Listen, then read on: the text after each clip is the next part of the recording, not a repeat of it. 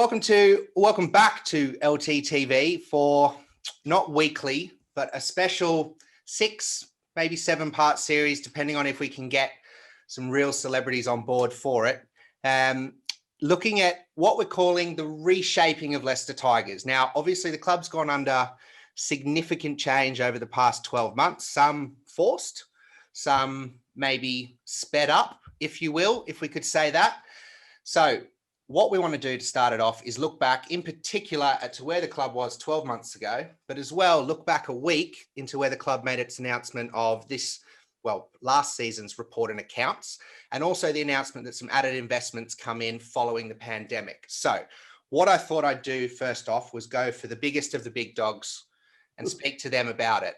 Unfortunately, they weren't available. So what we've done instead is just get the chairman and CEO. Anyway, no offense, bad joke to start it off. But Peter, first and foremost, you have a new computer because your screen is much clearer than it was 12 months ago. So that's growth. It's caused lots of problems, Sam, because I didn't update it properly. So I've been fighting it to get it, but it's working all right now, thank you. I've had it for about a week, so yeah. Come back to you in a second because you are the main protagonist in this one, or this episode in particular, because it's your words we're going to pick apart, if that's all right. Yeah, lovely. Andrea, I'm going to start with you. You're dressed for match day in the lovely new kit. So that's a nice one to start with, I think, because let's start with an easy question. Are you happy with how the team is going under the new look regime at Oval Park?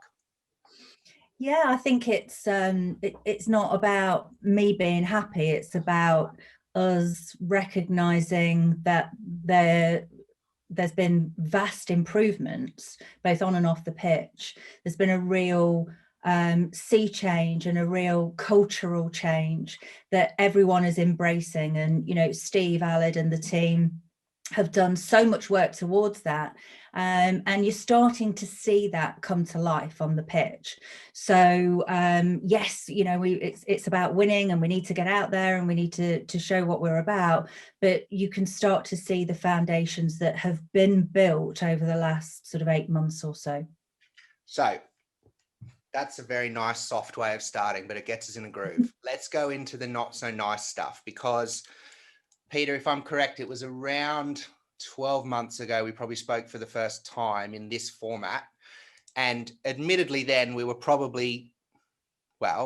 very worried about the numbers that were going to come out if we didn't have games. Now, at that time, let's be honest, we probably thought we're only about 2 or 3 months without games and life would slowly return to normal. But here we are 12 months later, and we're potentially 2 to 3 months away from even having a small crowd. On Monday, the reports and accounts came out. The dreaded numbers were finally revealed. £5.2 million down. Is that correct? Yeah, that Sam only applies because it's to the end of June of last year. So that's just, you know, March, April, May, June numbers. So I think in a strange way, we'd already started to address some of the issues with what we felt things were not going right within the club. Pre-COVID, we'd started to look at those things. And I think none of us realized what was coming. And certainly, you know, I had a call, I think it was March the 8th, which is nearly not too far away from a year ago, with Premier Rugby and the union. And we first realized, you know, that in actual fact, there was a more than fair chance we were going to get shut down. We were not going to play in front of crowds and things. And I remember then we had another call with the chairman of the other clubs, so somewhere around the 16th, I think. And there was a perception, oh, well, we're going to be shut down, it'll be locked down, but we'll be back playing again by the end of April, you know. So here we are, as you say, a year later and no crowds. I think, again, the issues that came out of the 5 players and the stuff that got into the mail early was in a funny way a help because we had to get on and address these issues. And you know, we did this. I did the first one of these with you, and we had our board meetings, and you know, we had 2 priorities, which was one was to ensure the survival of the club, and 2 was to improve things on the field. And the things that have happened over the past 12 months. Sadly, we've had to make some colleagues and friends redundant, and all sorts of things like that. And it's been a very tough and challenging 12 months, but I'm very proud of the way we've come out of the other side of it. I know we've touched on it before, Andrea, but I guess in broad strokes, if you can, when we now see that number of 5.2, what is it that has contributed to that? So when we talk about, obviously the big one is that we haven't had crowds, but correct me if I'm wrong, it was only March till July. There must be other contributors than just not match tickets coming through the gate. Yeah, it's made up of a whole host of things, Sam, and of course it's crowds for us, but also for internationals. So when you're looking at funding centrally, both through Premiership Rugby and the RFU, and what we get in from that, as well as events that we would typically be holding, corporate clients, etc. So it's a whole raft of things. I think also, one of the big pieces that we need to recognise was shut down pretty much immediately and is yet to open up in its entirety or part of, is the community guys, and the funding that we would generate through the business to be able to go and deliver certain programs out in the wider community. And that's just not been able to happen to any real degree. Obviously we're all now heartily sick, dare I say, of Zooms, or used to them at least, or Teams, and I think that will continue. But and it has enabled us to reach out to the community and our sponsors in some ways, but it really doesn't substitute that real feet on the ground, getting into schools, getting into clubs, and engaging the wider community with what we're doing. And there was a whole funding piece wrapped up in that. So it's made up of many elements, really. I'm no financial novice, which is why I can't afford a haircut. You can understand maybe the question that's come since Monday's announcement from a lot of people has been, are we staring down the barrel of having potentially much worse loss in revenue for the next lot of books, given that that was only from March to July, and that's a 2, 3 month, 4 month window, whereas we're now looking at a potential 10 month, beyond 12 month loss without any of that revenue in particular? Yeah, I think again, Sam, the events of a year ago forced us to look at everything. And so, yes, we've got the loss of income and things like that, but we have made huge improvements in efficiency. I think there were, I think when the stories are written about COVID, there'll be lots of businesses that say, well, we had to do this, but it actually made us realise we weren't operating very efficiently. And certainly for us, I think that's, so we've been able to operate much more efficiently. I think the shop is a good example where, we've changed the way in which the shop works. And now, you can order, it arrives within 48, 72 hours. It's actually what you ordered and everything else. So, and the shop has been a huge success. So I think in terms of things like that, and I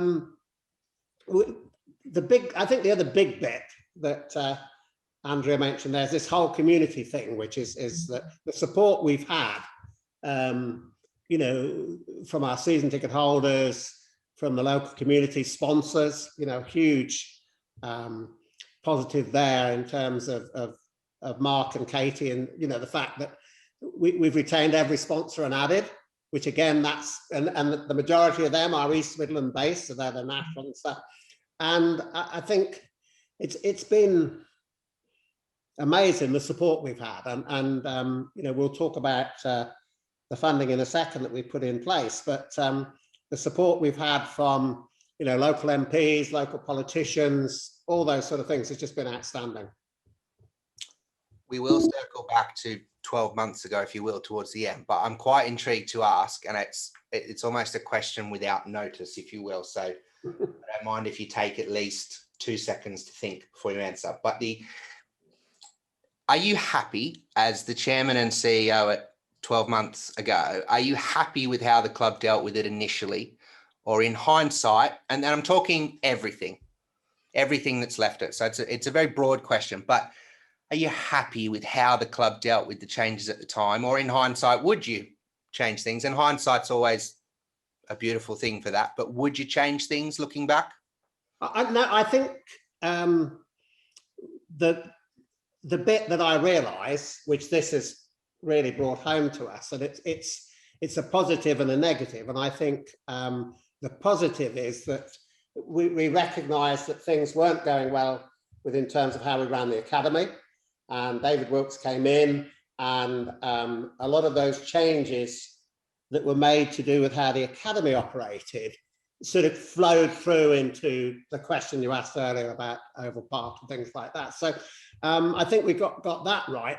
For me, I look back and realise that there are changes that I should have made in lots of different areas, and I was, a year too late, 2 years too late, or 3 years too late. And that, for me, if I could kick myself, I would, because I think, and again, it's forced us, to face up to a lot of the issues that possibly pre-COVID that we wouldn't have faced up to.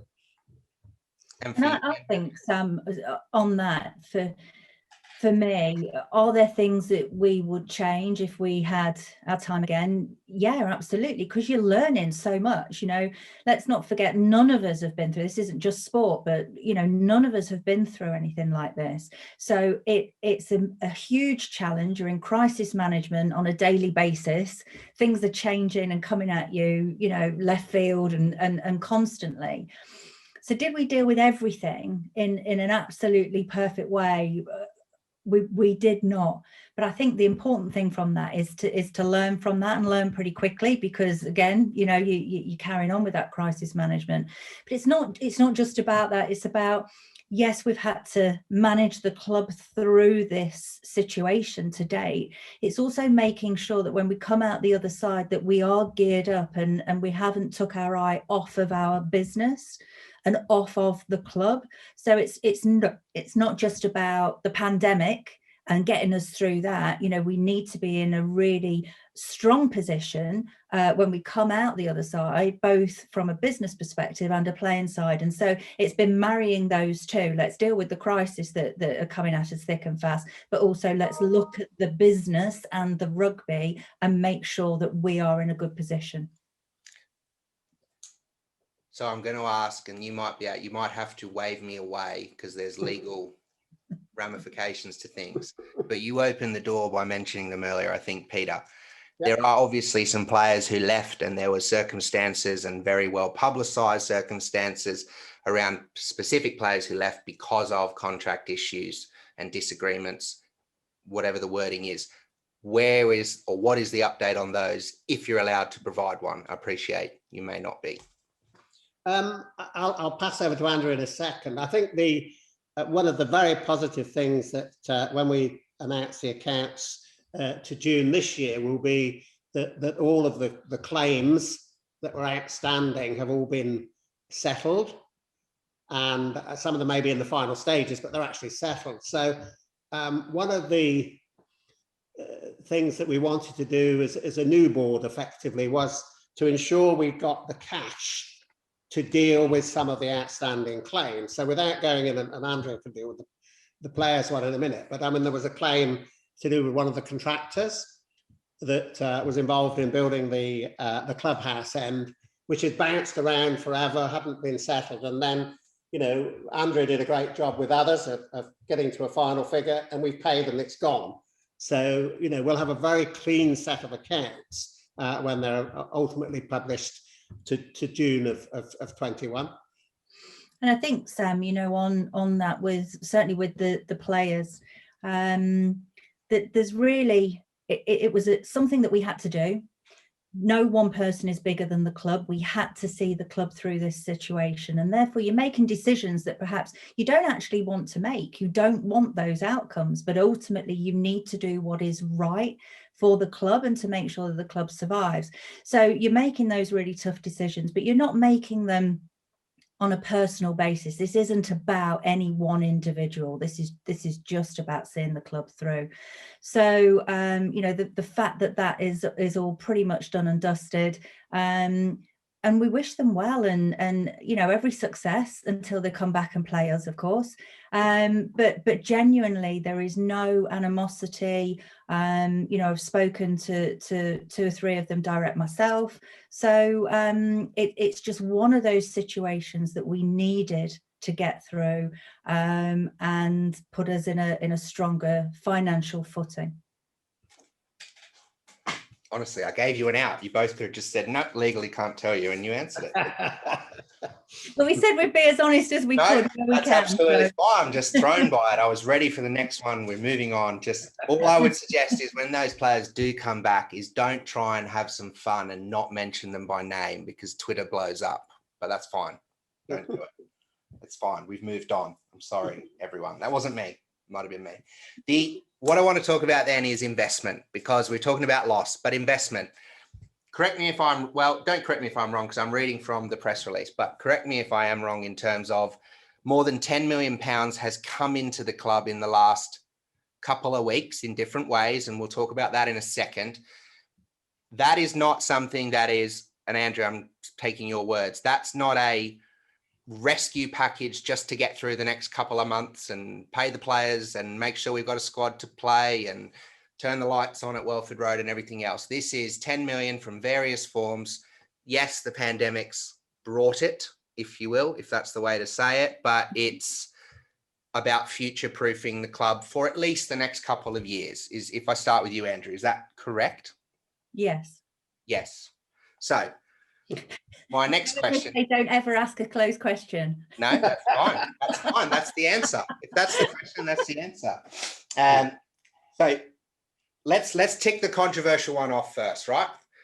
Peter, and again, I might be speaking out of turn, but there is £3 million that has come in from yourself and Tom Scott, the other major shareholders of the two. The big thing that's dramatic and everyone wants to talk about is that all of us are paying you back at 5%. So I don't know if I'm speaking too directly here and I'm going to get in trouble, but I'm just going to ask the questions that people want to answer, if that's all right with you. So why are you charging the club 5%? There you go. There's the simple way of putting it. Okay.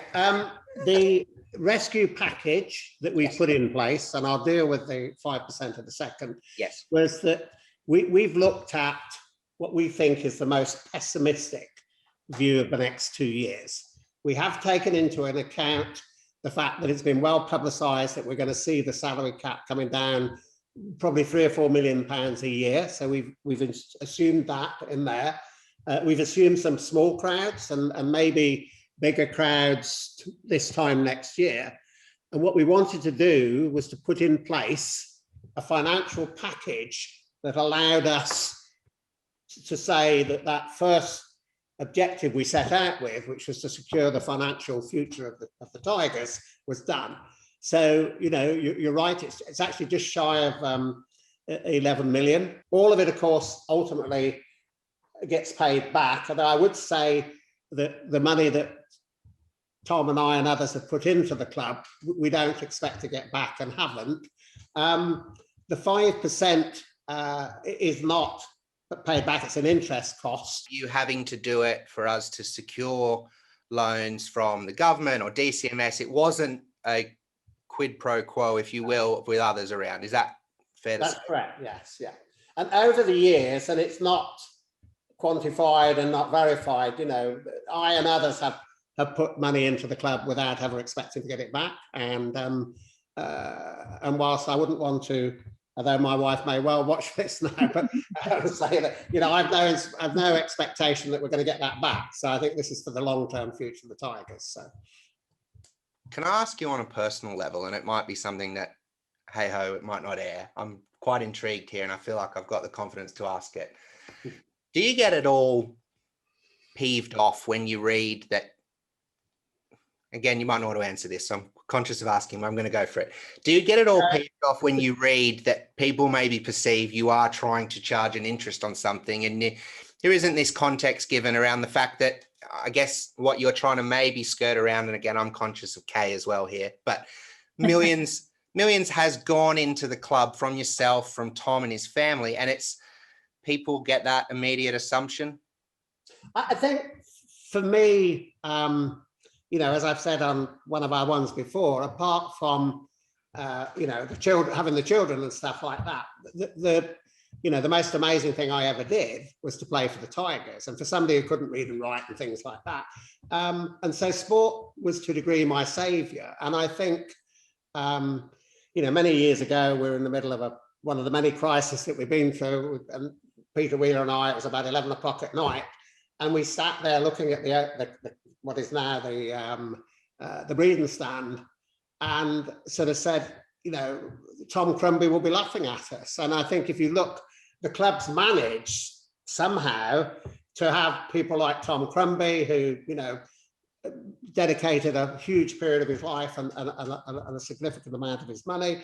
We've had Jerry Day, John Allen and stuff like that. And there's something, and you've been here long enough now, there is some sort of strange, and I accept that I'm Cornish and there may be a bit of the old witch or warlock stuff, but there's a strange emotional thing that the club does to you. Yeah. And and for me, and we've sort of joked about it at the board meeting the other day when we signed off on all of this, the refinancing, to say that, hopefully in, 20, 30, 40 years time, people will say, well, those old buggers that were around with COVID didn't do too bad a job. Oh gosh, let's just get through the next few months first. Sorry. So putting aside that, because that tickles out the facts and the figures of it. When you think, right, as I said earlier, there's just shy of 11 million, as you put it, Peter, coming in. Now, we're not saying that is for paying players. We're not saying that is to buy new, tackle pads. It's not about restocking the shop. And Andrea, it's probably one, if you want to answer first, is best around when you're having these conversations and when you're thinking about that money, how much of it is based on winning on the rugby pitch? Because that is the product. Let's be honest. That's the club's purpose, is to win. But then there is this kind of, if that's 51% of importance, there's this 49% of playing this role as being Leicester Tigers. And what specifically in the pandemic we've noticed and realized is how much a sports team can lift someone and keep someone going. Yeah, definitely. How important that community stuff you mentioned is. So when you alluded to it earlier, how much of the conversation in a board meeting, if you take fans inside that room, is about, okay, yes, here's some money for this and Steve and we'll pay up to the cap and there's marquees and how's the facilities at Oval Park, but also hold on, we need to grow the game. We've, the taboo subject of getting women's rugby up and running at Leicester Tigers. You've been open about that before. The shop is something in terms of getting people in a cultural position to feel a part of something. How much of it is split among that room in terms of making sure you're not leaning one way or the other? Well, I think it's first and foremost, the first subject at every board meeting is rugby, as it should be. That's, if you want to talk about it in business terms, that's our product, our core product, and we need to make sure that we are funding that and supporting that in whatever way we can to make to push on, to continually challenge and make sure that each day we're getting better, each day we're pushing on. And that's whether it's players, coaches, backroom staff, facilities, whatever that may be that we need to look at. That's the priority business and the start of every board meeting. And then of course you go on to have a look at all the other elements. But the community thing is a really interesting piece for us. We've been doing a lot of work. Chris Rose has been, which a lot of the supporters will know because of the supporters forums and various other retail pieces that he's been doing. So he's done a lot of work and had a look at the numbers with regards to those that prior to COVID were participating in rugby at any age, and those that were interested in coming to rugby. And those numbers are just going in one direction. And unfortunately for us, it's going in the wrong direction. So we feel and have felt that it's our responsibility to do whatever we can to arrest that drop in numbers, even before COVID, during COVID, and as we come out. In fact, you probably preempted something that will that will come out in the not too distant future, whereby we're looking to really introduce and evolve a huge community piece that we want to be the drivers of. So we've been massively supported in the last year. You know, I mean, we always have been. We've always had a really strong fan base, and it's been great. But actually, when you see East Midlands, Leicestershire businesses, the council, MPs, you know, all of these people, and not least of which are our supporters, our sponsors, that have all given to us in whatever guise. And that's not just money, that's advice, that's help, that's support, encouragement, whatever it may be. So actually it's our responsibility, and we feel it really strongly, to go back out into the community and really grow our game in whatever guise. And that includes women's rugby, it includes being inclusive for all. You know, this is rugby, anyone can do it, anyone can be a part of it, and they're the pieces that we're working on currently. And as I say, those numbers are unfortunately going in the wrong direction, and we need to make a sea change there. When we talk about investment, and in particular the packages, we're not talking about one major part of the investment over the last 12 months, which has been that. Now, okay, I know the season ticket announcement was made recently that they would roll into next season. So if you've already paid, you're covered next year.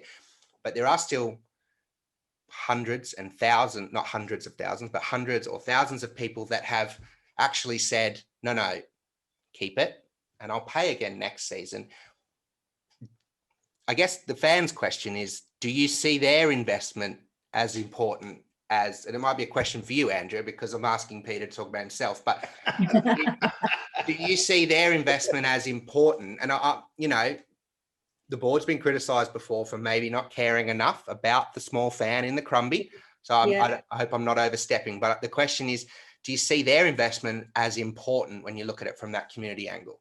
Yeah, definitely. And like I said, it's not just those that have been able to donate. And look, we've had an enormous response when we were asked people if they wanted to donate or take credit. But let's recognise that some people weren't in the situation or their personal circumstances to do that. It doesn't detract from their support. So whilst look, eternally grateful for the money, because we need cold hard cash to get us through this, of course we do, but the actual support, the messages of encouragement from season ticket holders, from fans that have come into the club, that have come into me about other members of the club, about what we're trying to do in the shop and with the retail, about how we're going out and reaching out to the fans and asking questions. So, you know, I'll give you an example. In the shop, we've had to really manage cash flow really, really closely, of course, but it is one area that is generating us some income. So we could say, why do we not go out and just stock everything we can in the shop? And we can't do that because we can't afford to do that. So we've been out, and you'll see again from Chris and his team that the questions have been asked, look, if we were to stock this, would you buy it? And it's really been that this growth that I see, and this real, I know people kind of say, oh, here they go again talking about being on a journey, but I genuinely think that we are, and I do believe that we're all on it together. So the supporters are coming to us and saying, well, look, I would buy that if you do it. Great, let's go and organise that, let's get that in the shop. If enough people will buy it, we make money for the club, that money goes into players, we play X, and so on and so forth. So for me, every little part, be it financial or otherwise, is huge for this club. At what point do you start putting some money into hopefully getting some actual models? Because the staff currently modeling the kit surely can't be good for the brand. I think it depends which staff you're talking about, but without casting aspersions, I think it shows you that there's something for everybody. Except maybe a hairy Australian. There's absolutely, I have no idea what you're talking about. We don't product place. We just get on with it as normal. In fact, the only people I've seen wear that hat, and it just shows you it suits everybody, is you with your lion's mane, and our head coach, who doesn't have a lion's mane. No, well, him and I are pretty similar. Like you'd say that, you know what I mean? Knowing us both. How's that? Yeah.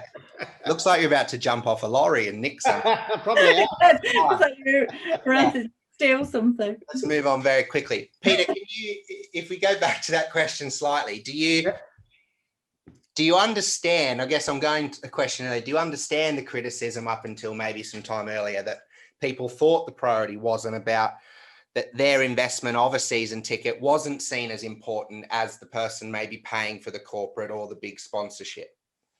I think what the last 12 months has allowed us to do, and doing what we're doing today, is I think it was often perhaps misunderstood that the money was going on, you know, building the stand, doing this, doing that, the hotel project, all those sort of things, which it wasn't in actual fact true, but I can understand why people would perceive that. And, you know, if you look at our performance on the pitch over the past 3 or 4 years, it just wasn't good enough. And, you know, all of us on the board, as well as being on the board and all the different things we do, are actually supporters as well. So, you know, and sort of, you know, weekends ruined by awful performances and by people not really performing in a way that wearing a Tigers shirt you should. And I think, you know, that the impact of people at work in the East Midlands in terms of, you know, did Tigers play well against Northampton or didn't they, has an impact on what happens on productivity on Monday and stuff. So I think, again, and I don't mind the criticism at all. I accept that goes with the territory. And to be honest, if we minded it, we shouldn't be doing it. And they have a right as a supporter. That's what they pay their, you know, the entrance price for, to be as critical as they wish to be. And hopefully the steps that we've taken and what we're beginning to see is that, and I think it was Steve mentioned it, you know, we're not fading away at the end of games. And, you know, and the performance last Saturday was, you know, outstanding in terms of seeing some of those young men coming on for their first games and, you know, actually performing in a way that I don't think even they would have believed was just outstanding. And then we were there at the end of the day, and you could almost have argued it was an opportunity missed to win. Yeah. Oh, absolutely. There was a genuine disappointment in result, not performance, isn't there? I think these days the result probably, I mean, no offense to you two, but the three of us are really not qualified, are we, to sit here and assess performance when we've got who at the club to go and talk about rugby. So let's not delve into that one. You mentioned the hotel. So why are we wasting money on a hotel? Because that's always the famous question, and that's fine. We've cleared it up, but let's go there again. So there is a very large hotel being built. It is, obviously, it looks like it's probably going up quicker than it would have been if we were all going in every day and seeing the small progress. But Andrea, again, it's a bit of a question without notice, so to speak, but the hotel, if you will, are we looking at that being something that's going to be open for 21/22 season, or where is that hotel at now? So the plan is spring next year. Yep. And we'll look at why is it important? It really helps shore up the non-match day income that we can generate. So conferencing events, what we were finding, we were missing out on a lot of the more high profile, high number conferences because businesses needed accommodation. It will be interesting after the pandemic to see whether the conference market remains as it was, with the ability to not actually pay out so much money and bring everyone to one central point and use things like Zoom. But I still think there'll be a huge need for it. So we're talking to bespoke hotels who we're working with and marshals regularly, and it's on track. We're also, obviously, there's going to be a rooftop bar, which we're quite excited about. And the fact that if you're not from Leicester or don't know Leicester, that you feel that you're going to be on a rooftop bar overlooking a castle, as well as a sports stadium. and it's only if you're from Leicester you realise that it's actually the prison. So you know, I got quite confused by that then. I was like, what castle? I've been there for exactly. So there's so many people and away teams that come and say, oh, there's a castle just up the road from you. So yeah, I don't think the marketing is going to actually say Leicester Prison and Leicester Royal Infirmary. You know, it's not. Right. Okay. So look at a hospital or a prison. Fair enough. That's an interesting tourism sales pitch. When you talk about partners, you talked about new ones coming in. You talked about, obviously, Andrea, at the time we spoke about, and we spoke with Ian Mattioli when it became Mattioli Woods, Welford Road. And I'm frequently criticised for the way I say Mattioli, but that might be because I'm Australian, but that's fine. Peter, I haven't had the chance to necessarily ask you. I know you have a close relationship with Ian. I know you have a close relationship with the company. When you look at that now, and I guess there was a bit of a sore point at the time when some people were anti it and people will call it what they will. Was there any concern from board level that we were losing any identity in doing that? No, I don't think there was. I think the bit I think that's sort of very positive about when you look at our partners is that the majority of them are national companies that are headquartered in, you know, in the East Midlands or in Leicestershire, which is stunning. I mean, Mattioli Woods is, you know, an incredibly successful local business. Ian has done an amazing job driving that business over the last 10 or 15 years.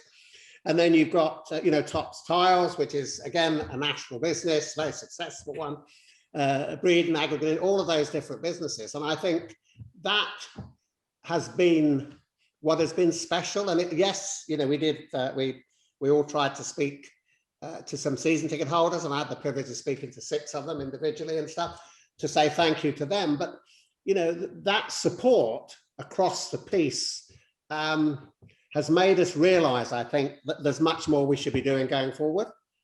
And, you know, the fact that Welford Road, you know, is recognized around the world as one of the premier places in the world to play rugby. And you know, we have to make sure, I mean, one of the bits that was important was to ensure that in controlling our costs, you know, we didn't cut back on looking after the pitch. Ed Moe, you know, and the guys and girls with him do the most amazing job.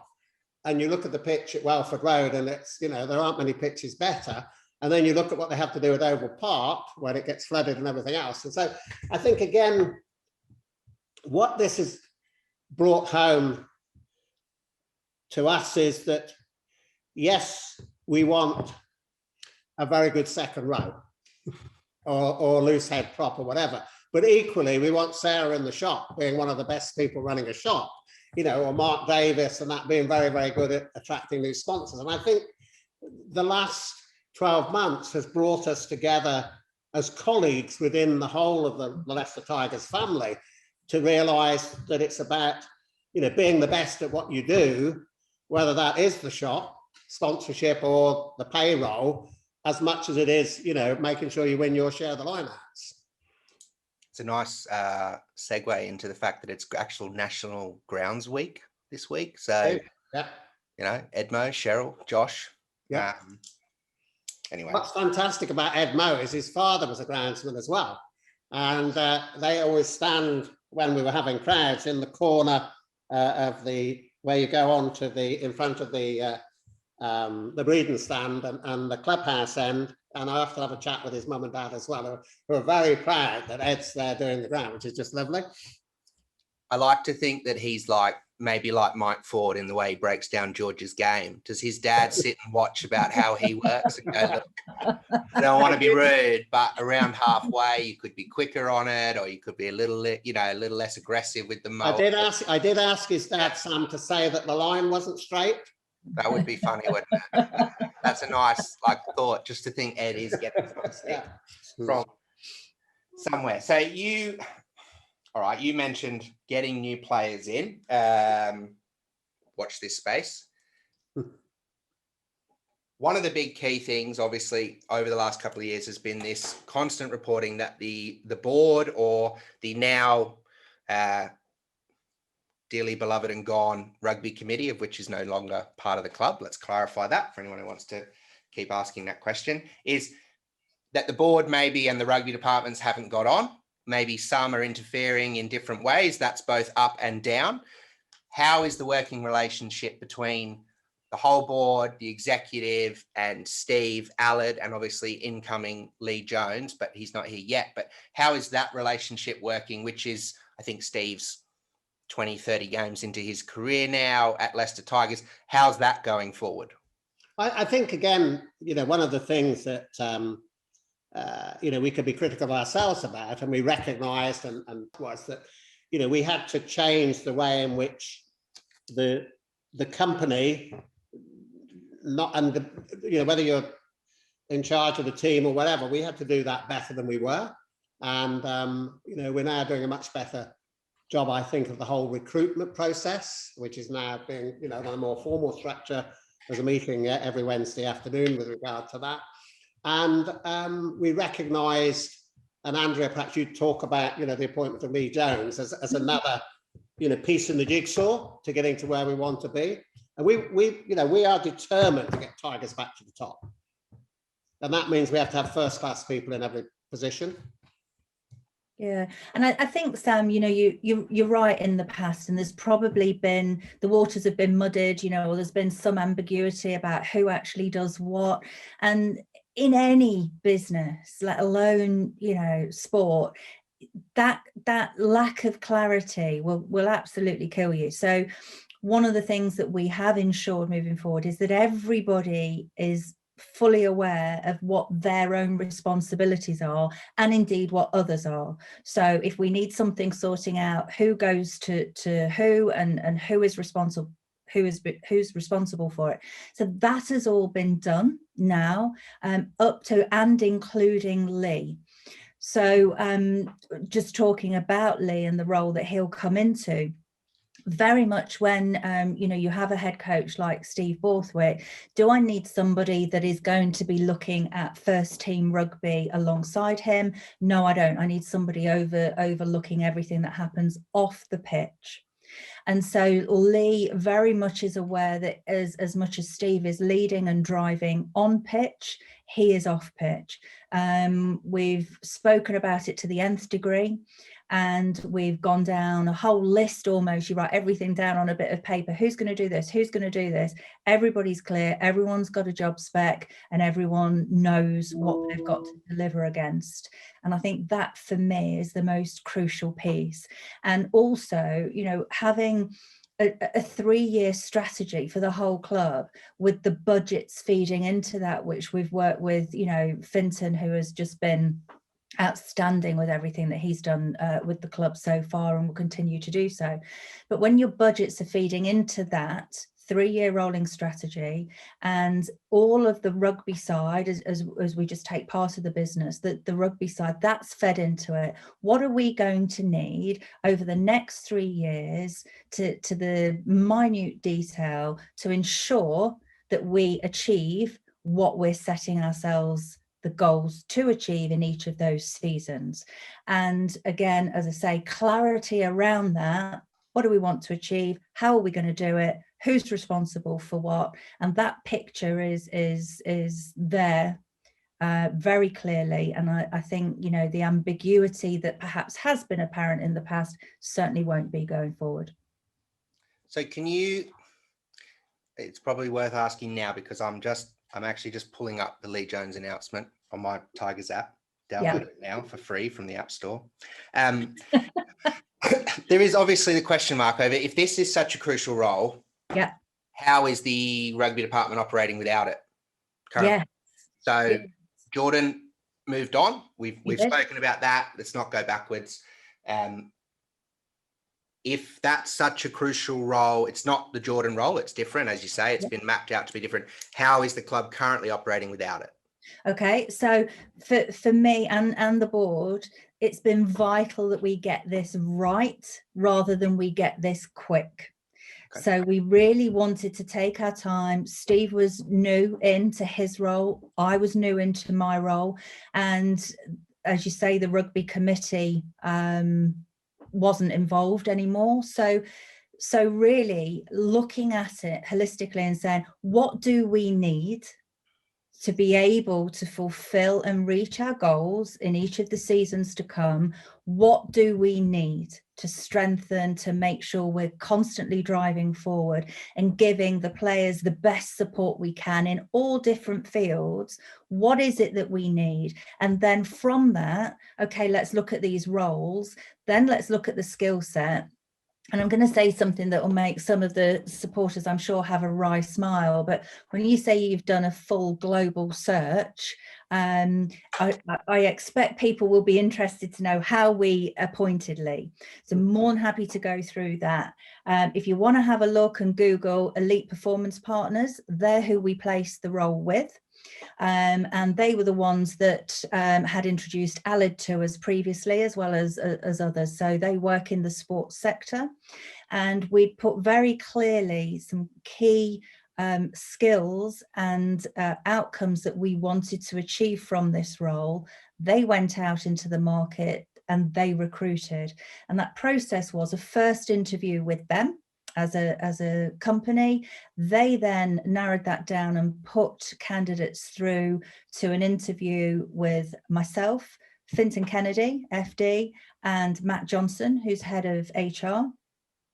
That process then was filtered down again and to a final 3 that were then put through another interview process with myself and Steve. At the end of that, then 2 people met with Peter and Tom. So it was a pretty rigorous, very rigorous process, a very long process. But as I say, it was more critical for this club, for the long-term future and success of this club, to get this right rather than get it quick. Who's doing some of that in the interim? Yours truly. So Welford Road isn't open and functioning offices at the moment because of the lockdown. So I'm based at Oval Park, and where I can, so I have a weekly meeting with Steve anyway as our one-to-one meeting. As Peter said, we also have weekly recruitment meetings, of which Fintan is involved in, Peter is involved in, Richard Wilkes is involved in, and Dave Wilkes from the academy, because it's all encompassing. Is that interference from the board? No, we are there literally to say, what do you need? This is the amount of money you've got. So great, you make the decisions. It's the right thing to do, and let's sign it all off there and then. So there's processes been put in place, very stringent processes for recruitment. We're honing those all the time. I'm in there trying to do what I can to support Steve and Alid, to ensure that, you know, they're getting time to do what they need to do as well. And then Lee will come in, which will alleviate some time pressure on me to take a step back and start to look at the wider picture.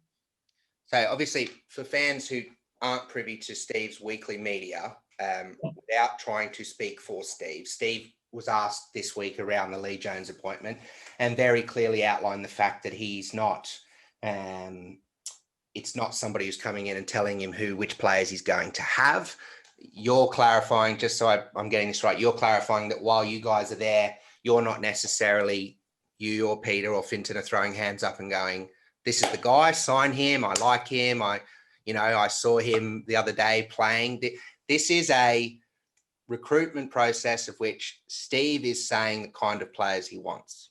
Absolutely. Look, let's clear that up. If that's absolutely. This isn't about, oh, I saw a 5-minute clip of him and I think he looks great. You know, we are not qualified to make those assessments. What we are there for is to manage the finances, because the salary cap needs managing. So we are there to do that. We are also there to ensure that there is a balance from the academy and development squad coming through and being assessed thoroughly. So rather than just, we need some numbers, let's evolve the academy guys and graduate them into a development squad, it's Steve and Alid devise programs so that they take them in training sessions and can really assess their future ability or potential. And they are then slotted into our depth chart along with incoming players. So this isn't for any of us to give a rugby-based opinion because we don't have the skills to do that. It's to ensure that we have a balance of the youth coming through as well as and I think, Sam, the other bit is to ensure that, you know, we have a discipline with the process so that we know whoever the player is that Steve and them want, that there's a full medical done. There's an understanding of what are his strengths and weaknesses and what Alan and co think they can do with him once he gets to Leicester, because what we want to try and ensure is that anybody who joins us gets better because they've come to Leicester. And so it's a much more disciplined process than in the past.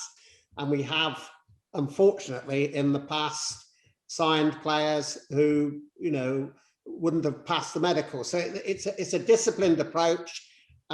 Steve and Alan and the playing side are saying, you know, this is what we want. And then here's Mr. Smith or Mr. Brown or whoever. And these are the information about him. So it's just a more disciplined process. So you come back to Lee in a second, because I'm going to pick apart something you said, Andrea, because as you say, some people have had a wry smile. But I just want to clarify, I send Steve on Sunday night a whole list of guys I think should play for Leicester Tigers. Does he bring them up at all in these meetings? Yeah, he reads your texts out every week. Sweet. And so obviously that's the priority for us. Yeah. They've all got like massive Twitter followings or great names or cool hair or tattoos. Or okay, as long as he's doing it, it's fine. It's not an issue. Yeah, yeah. You got nothing to worry about, Sam. And some of them are pretty good surfers, apparently, Sam. Well, bit of a waste here, let's be honest. Rutland Water isn't open. Mentioned World Search, right? So let's nip that in the bud just quickly. Did you consider people who did not have a rugby union background? Yes, we considered people that didn't have a rugby background at all, but Sport? had Away from sport even? not in the final selection that were presented to us, but they had sport experience. Some were rugby, some were from different disciplines, different sports entirely, but all from a high performance proven background. And that's what's critical, because we have rugby knowledge in and around the environment. We do. Would we strengthen it if we could? Always. We're always looking what else we can do, how else we can drive and push ourselves on. But actually the skill sets that we were looking for, it was more important to have that high performance experience than rugby union specific. It just so happens we got both. What was it in particular that you saw in Lee and went, this is the man?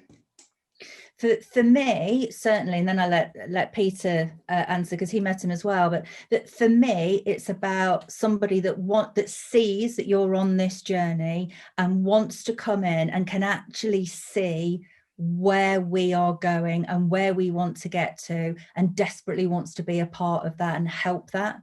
And you can really see the skills that he'll bring to add to that.